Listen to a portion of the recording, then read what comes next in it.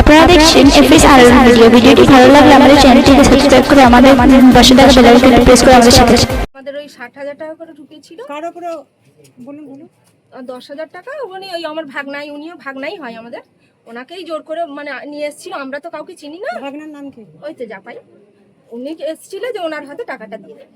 এটা কত নম্বর বুথ? এটা 40 নম্বর। আচ্ছা, আপনার গ্রামের নাম? চাটরা মিদ্দে পাড়া। আপনার নাম? আমার নাম রাজিয়া সুলতান। টাকা পেয়েছিলাম, 50,000 টাকা আছে আর 10,000 টাকা।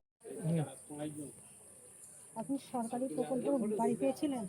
টাকা পেয়েছিলেন? পেয়েছি। কত টাকা পেয়েছেন? 60,000 দিয়েছিল, 10,000 নিয়েছে, আমাকে 50,000 দিয়েছে। কে নিয়েছিলেন? এই পার্টির লোকেরা। কোন পার্টি? নামটা বলতে হবে। কোন পার্টি? কোন পার্টি? পার্টি বলতে আমাদের পাড়ার ওই মিজান নিয়েছে।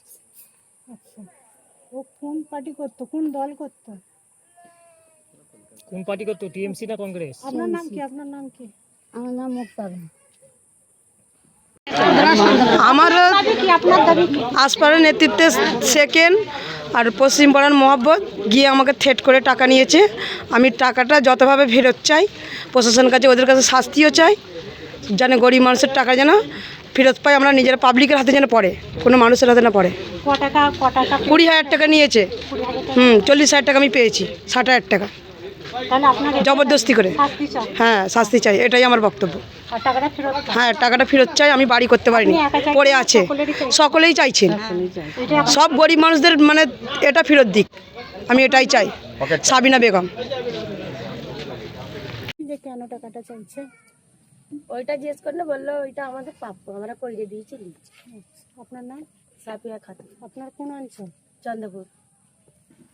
আপনার কি অভিযোগ আছে? চন্দ্রপুরেরই তো অঞ্চল। আপনার কি